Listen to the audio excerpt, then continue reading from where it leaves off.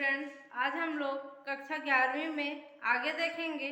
P block के तत्व में सेकंड वाला चैप्टर हम लोग पढ़ रहे थे पी ब्लॉक का। उसी में आज आगे हम लोग को देखना है ग्रेफाइट की संरचना और ग्रेफाइट के गुण और उसके उपयोग के बारे में।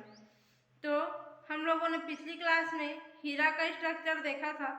आज हम लोग देखेंगे ग्रेफाइट का स्ट्रक्चर या फिर संरचना।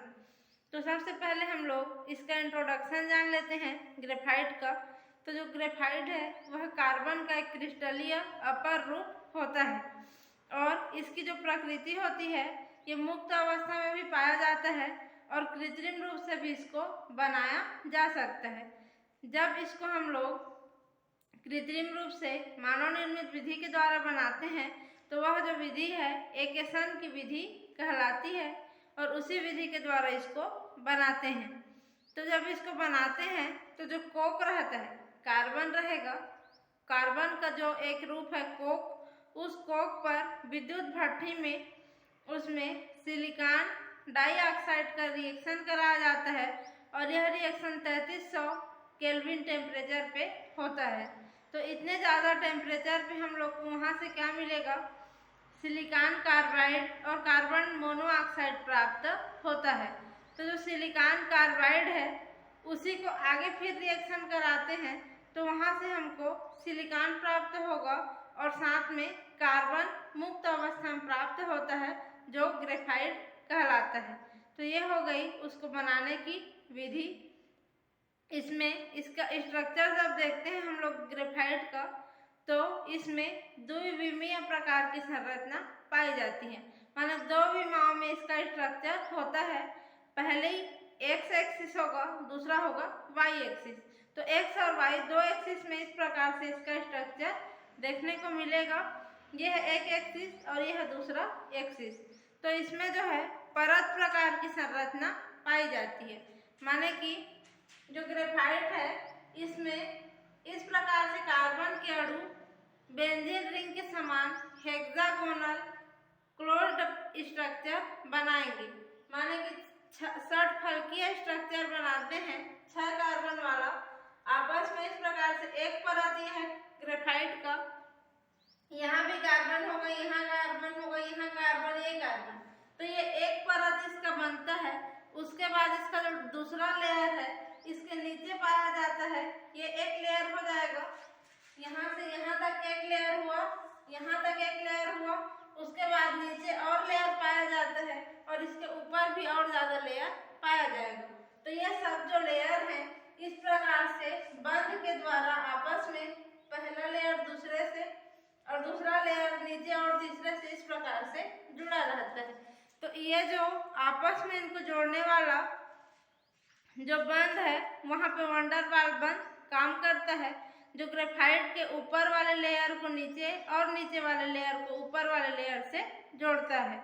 इसमें अगर हम लोग देखेंगे तो जो ये जो जोड़ने वाला बंध की दूरी है यहाँ से लेकर के यहाँ तक के बीच की ये वाली जो बंध की लंबाई है यह रहता है 3.4 एंगस्ट्रॉम पाया जाता है और ये जो बंध है ये सहसंयोजी प्रकार का बंध रहेगा।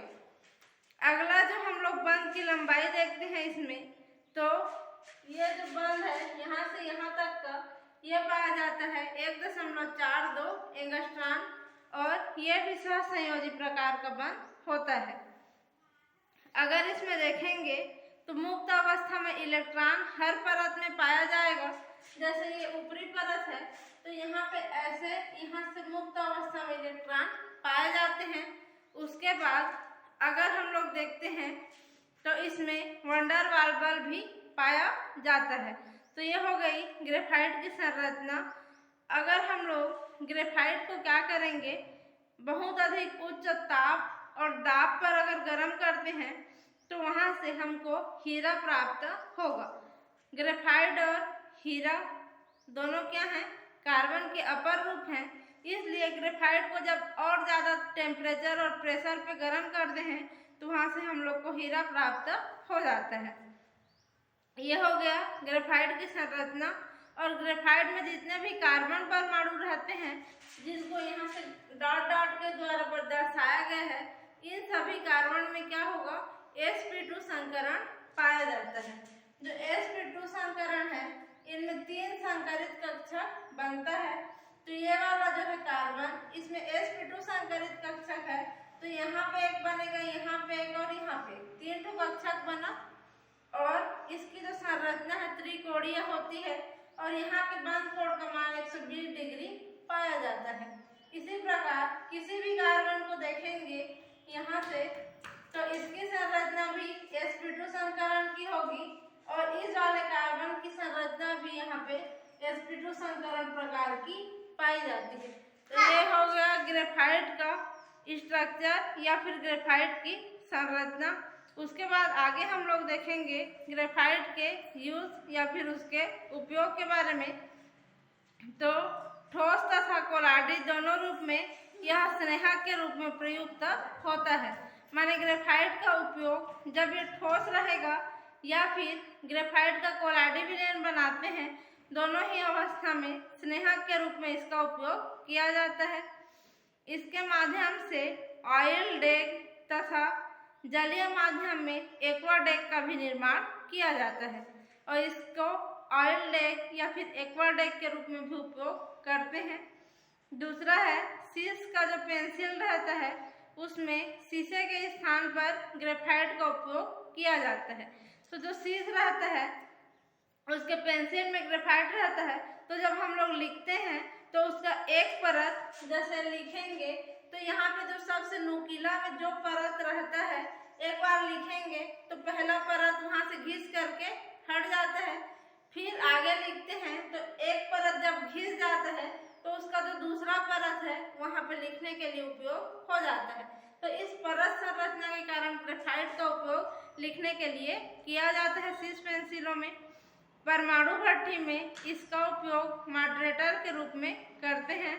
ग्रेफाइट का जो है क्रूसिबल, प्रयोगशाला में जब हम लोग प्रैक्टिकल करते हैं तो क्रूसिबल रहता है जिसका उपयोग गर्म करने के लिए किया जाता है। तो उस क्रूसिबल को बनाने के लिए ग्रेफाइट का उपयोग किया जाता है। इसका जो गलनांक है क्रूसिबल का बहुत ज़्यादा हाई रहता है, उच्च रहता है, जिसके कारण उसमें किसी भी एसिड या फिर बेस को लेकर के रिएक्शन कराते हैं और गर्म करते हैं तो जल्दी पिघलता नहीं है। इसी गुण के कारण ग्रेफाइट का उपयोग क्रूसिबल बनाने में किया जाता है। जो विद्युत अपघटनी सेल तथा शुष्क सेलों में इलेक्ट्रोड के रूप में ग्रेफाइट का उपयोग किया जाता है।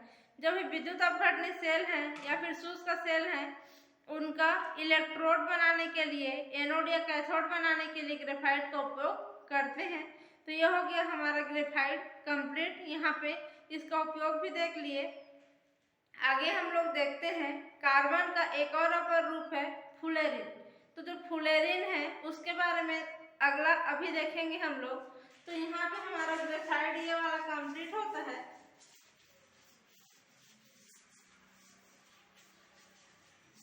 आगे हम लोग देखेंगे तीसरा है कार्बन का अपर रूप फुलेरिन। तो जो फुलेरिन है ये होता है फुलेरिन। फुलेरिन एक कार्बन का अपर रूप है। इसमें अगर कहाँ पे पाया जाता है पृथ्वी में उसको देखते हैं तो पृथ्वी पे जो भूगर्भीय निर्माण, माने कि जब पृथ्वी का निर्माण हुआ उस समय से फुलेरिन का अस्तित्व प्रकृति में पाया जाता है। लेकिन इसकी खोज के बारे में देखते हैं तो सन 1985 में इसकी खोज हुई है, और यह कार्बन का क्रिस्टलीय रूप में पाया जाने वाला एक अपर रूप है। इसकी जो स्ट्रक्चर अगर हम लोग देखेंगे तो इसकी संरचना एक बॉल या फिर गेंद के समान दिखाई देती है। माने कि गोल स्ट्रक्चर इसका रहता है जिसमें कार्बन के अणु एक निश्चित क्रम में व्यवस्थित होकर के बॉल के समान संरचना बनाते हैं। इसमें जो गोलीय क्रिस्टल है उसमें कार्बन के 60 परमाणु C60 के रूप में ये पाया जाता है। C60 माने कि जो एक इसका बॉल रहता है गोल, उसमें कार्बन के 60 या 60 कार्बन के परमाणु आपस में अरेंज होकर के क्रिस्टलीय प्रकार का संरचना बनाते हैं। इस प्रकार जो है क्रिस्टल धूल के कणों के समान ही होता है, और इसके अलावा जो C70 और C84 इन तीनों प्रकार के फुलेरिन पाए जाते हैं। एक फुलेरिन है जिसमें गोल्ड स्ट्रक्चर रहेगा, उसमें 60 ठो कार्बन पाया जाएगा, तो उसको C60 फुलेरिन बोलेंगे। दूसरा फुलेरिन है जिसमें 70 ठो कार्बन पाया जाएगा, उसका भी स्ट्रक्चर गोल्ड ही रहेगा गेंद के समान, उसको C70 फुलेरिन कहा जाता है। इसके बाद आता है C84, इसमें 84 ठो कार्बन का परमाणु आपस में अरेंज होकर के गोल्ड क्रिस्टलीय स्ट्रक्चर बनाएगा, तो उसको बोलेंगे C84 फुलेरिन। तो इस प्रकार से जो C60 फुलेरिन है उसको बकमिस्टर फुलेरिन भी कहा जाता है। जो C60 है ना, उसको बकमिस्टर फुलेरिन के नाम से भी जाना जाता है। यहाँ पे जो ग्रेफाइट रहता है उसको विद्युत आर्क विधि के द्वारा हीलियम और आर्गन की उपस्थिति में क्या करेंगे, संघनित किया जाता है, जिससे हमको क्या मिलेगा, धूल के कण के समान पाउडर प्राप्त होता है। माने कि जब ग्रेफाइट को विद्युत आर्क विधि में कराएंगे, ट्रीट करेंगे, तो वहां से धूल के कण के समान हमको क्या होता है, पाउडर के रूप में पाउडर एकत्र होता है। और इन्हीं पाउडर को जब एकत्रित किया जाता है तो वहां से हमको क्या मिलेगा, C60 और C70 दोनों के कण प्राप्त होंगे। तो इस विधि से हमको फुलेरिन प्राप्त होता है। अब फुलेरिन का गुण देखते हैं। तो फुलेरिन जो है धूल के कण के समान रहता है और चिकने रहता है और गोल आकार का पाया जाता है। इसमें विद्युत के प्रति कुचालकता का गुण पाया जाएगा, माने इसमें विद्युत धारा प्रवाहित नहीं हो सकती है। इसमें कार्बनिक विलायकों में जब इसको विलय किया जाता है तो उसमें विलय होकर के रंगीन विलयन का निर्माण करता है, माने कलरफुल विलयन देखने को मिलेगा। जो फुलेरिन रहता है C60 वाला फुलेरिन है वह पीला कलर का विलयन प्रदर्शित करेगा जब उसको टॉल्यूइन में घोलेंगे तो, माने कि C60 अपने आप में पीला होता है, उसको जब टॉल्यूइन में घोलते हैं तो वहां से बैंगनी रंग हमको देखने को मिलता है। इसी प्रकार से जो C70 है ये टॉल्यूइन में घोलते हैं तो नारंगी कलर का कलर शो करेगा। इस प्रकार से इनमें क्या हो जाता है, कलर शो करने का गुण पाया जाता है, जिसके आधार पर हम लोग क्या कर सकते हैं कि कौन सा C60 फुलेरिन है और कौन सा C70 फुलेरिन है, इसको अलग करके यहाँ से देख सकते हैं। इसमें जो है अब इसका स्ट्रक्चर देखते हैं। तो जो C60 फुलेरिन है माने कि कार्बन 60 फुलेरिन है, उसमें 20 कार्बन परमाणु के चक्र तथा 12 5 कार्बन परमाणु के चक्र पाए जाते हैं। ये देखो, यह है हमारा C60 फुलेरिन का स्ट्रक्चर। इसमें सबसे बीच में जब देखेंगे तो 1 2 3 4 5, ये 5 कार्बन वाला एक चक्र पाया जाएगा। उसके बाहर 1 2 3 4 और ये है 5, 1 2 3 ये है 4 और ये 5। इसके बाहर में फिर से 5 कार्बन वाला एक चक्र पाया जाता है। उसके बाद देखते हैं कि ये जो अंदर वाला था इसके बाहर में 1 2 3 4 5 6 कार्बन वाला एक चक्र है, फिर एक 6 कार्बन वाला है, फिर 6 कार्बन वाला है, इधर फिर से 6 कार्बन वाला आएगा और इधर भी क्या होगा, 6 कार्बन वाला चक्र पाया जाएगा। तो इसका गोल स्ट्रक्चर ऐसे बनते जाता है। तो इसमें टोटल हम लोग देखेंगे तो जो 6 कार्बन वाला कितना ठो 20 ठो चक्र पाया जाता है। इस पूरे फुलेरिन में 6 कार्बन वाला 20 ठो चक्र पाया जाएगा और जो 5 कार्बन वाला है 12 ठो चक्र पाया जाता है। तो इन सब से मिलकर गोल स्ट्रक्चर इसका बनेगा जो फुलेरिन का स्ट्रक्चर कहलाता है।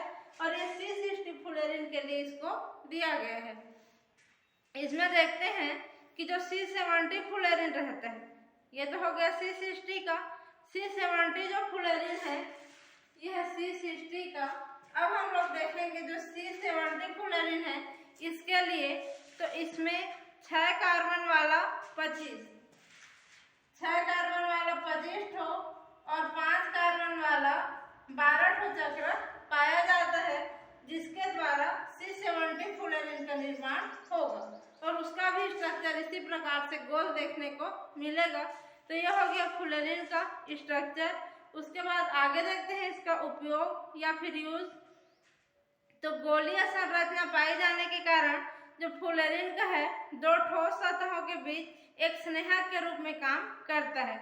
माने कोई सा भी जो ठोस सतह है, जैसे ये एक सतह है, ये दूसरा सतह है, इन दोनों के बीच में जो स्नेहक का काम करने का, यहाँ पे बीच में जो ग्रीस लगाते हैं ना, साइकिल में टायर में छर्रा लगाया रहता है साइकिल में, तो दो ठोस सतह के बीच स्नेहक या फिर ग्रीस का काम करने का काम ये करता है फुलेरिन, क्योंकि इसका जो स्ट्रक्चर है वो गोल रहता है। क्षार धातुओं के साथ इसका जब यौगिक बनाते हैं तो निम्न टेम्परेचर पे अतिचालक के रूप में इसका उपयोग किया जाता है। माने अतिचालक बनाने के लिए इसका यूज करते हैं। C16 जो फुलेरिन है, माने C60 फुलेरिन है, इसका उपयोग कैंसर तथा एड्स की थेरेपी करने के लिए किया जाता है। उसके बाद अगला अपर रूप हम लोग देखेंगे कार्बन का, तो ये है कोक। यहाँ पे फुलेरिन कंप्लीट हुआ। अब अगला अपर रूप देखते हैं कोक। तो कोक जो है कार्बन का एक अपर रूप है, लेकिन यह क्रिस्टलीय रूप में नहीं पाया जाता है। माने अक्रिस्टलीय संरचना इसमें देखने को मिलेगी और ये जो कोक है वह वायु की अनुपस्थिति में तापीय विघटन जब करेंगे तो उस स्थिति में प्राप्त होता है। काले भूरे रंग का रहता है, ठोस रूप में रहता है और ईंधन के रूप में इसका उपयोग किया जाता है और धातु कर्म में अपचायक के रूप में भी इसका उपयोग करते हैं। माने धातुओं के निष्कर्षण में, शोधन में, ईंधन के रूप में, माने आग जलाने के लिए इसका उपयोग वहाँ पे अपचायक के रूप में भी किया जाता है। उसके बाद अगला अपर रूप है चारकोल। कार्बन का 5वां अपर रूप है चारकोल।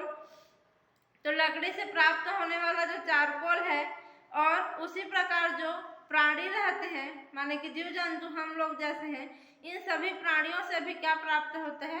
चारकोल प्राप्त होता है। तो शर्करा से प्राप्त चारकोल महत्वपूर्ण है। तो लकड़ी से, जंतुओं से और शक्कर, इन तीनों से हमको चारकोल प्राप्त होता है। और लकड़ी में जब लकड़ी आधा जला हुआ रहता है अपूर्ण ज्वलन से, तथा जो हड्डी रहता है उसका भंजन करेंगे, भंजक आसवन करेंगे और शर्करा का सांद्र सल्फ्यूरिक अम्ल से रिएक्शन कराते हैं, तो उन सभी स्थिति में हम लोग को चारकोल प्राप्त हो जाता है। बोन चारकोल जो है, बोन माने कि हड्डी के भंजक आसवन से जो चारकोल प्राप्त होता है उसमें केवल 10% कार्बन पाया जाता है और कैल्शियम फास्फेट इसमें बाकी जो रहता है 90% वह रहता है कैल्शियम फास्फेट, क्योंकि हड्डियों में कैल्शियम पाया जाता है। शर्करा चारकोल कार्बन का शुद्ध रूप होता है। जो शुगर रहता है C12 H22O11 शुगर है, इसका जब सांद्र सल्फ्यूरिक अम्ल से रिएक्शन कराते हैं तो वहाँ से हमको चारकोल प्राप्त होता है, जो कि प्योर 100% चारकोल रहता है। उसके बाद अगला है इसका अपर रूप कार्बन ब्लैक। तो जो कार्बन ब्लैक है उसको लैंप ब्लैक के नाम से भी जाना जाता है और खनिज तेलों के, जो खनिज तेल रहता है उनके अपूर्ण ज्वलन से कालिक के रूप में यह प्राप्त होती है और कार्बन ब्लैक को इकट्ठा करके इसका प्राप्त कर सकते हैं। काली स्याही बनाने में, जो बूट को पॉलिश करने के लिए या शूज को पॉलिश करने के लिए जो बूट पॉलिश रहता है उसको बनाने में, टायर बनाने में, इन सब का उपयोग किया जाता है। यह हो गया यहाँ पे कार्बन का अपर रूप कंप्लीट। उसके बाद हम लोग आगे देखेंगे कार्बन के यौगिक या फिर कार्बन के ऑक्साइड के बारे में, तो इसको अगली क्लास में देखेंगे। अभी के लिए बस यहीं तक।